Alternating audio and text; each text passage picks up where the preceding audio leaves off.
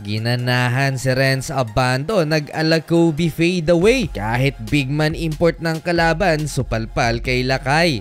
Quarterfinals na ng Dubai International Basketball Championship at nakalaban ng SGA ang Al Sharjah Club. Renz Abando started the offense for SGA with a off-the-screen 3-pointer. Mukhang nasurpresa yata ang strong group sa early burst ng kalaban. 9-3 run. Renz Abando again. Pull-up mid-range jumper mula na naman sa screen ni DeMarcus Cousins. Under 7-minute mark, Renz Abando steal. At in transition, first bucket ni DeMarcus Cousins and one basket. Nasundan pa yan ng 3-pointer finally. Lamang na rin ang SGA halfway. Habang tumatagal, mas lalong gumaganda ang team chemistry ng SGA. 4 straight 3-pointers. And just like that, tambak na mga idol ang kalaban. May time pa sa pakikipag-joke itong si DeMarcus Cousins sa timeout. The motherfucker undercut me, came out the screen, hit me with an elbow. He at the hotel, right? Let's go, Books! Let's go, Books!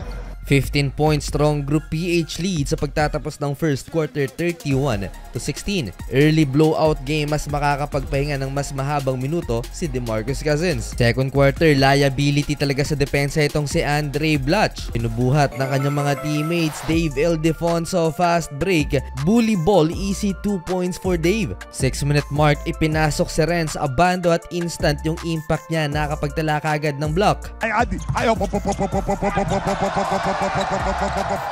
4-minute mark, nakat sa single digit ang lamang ng strong group PH. Dito na nilabas si Andre Blatch at ipinasok si DeMarcus Cousins. Balik sa court si Boogie Cousins ng gigil sa kalaban. Agad siyang na-taste of his own medicine. Nasupalpal din mga idol.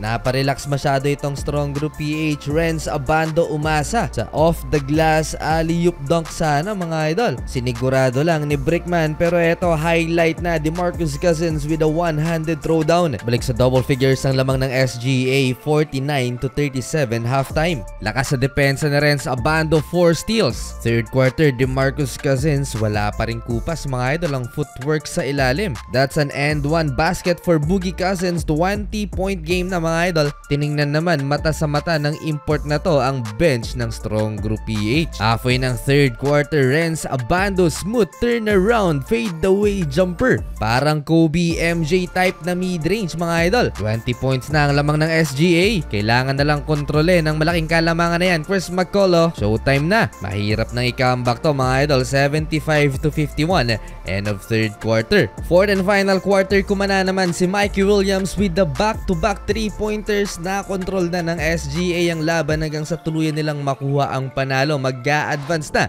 sa semifinals ang ating mga pambato.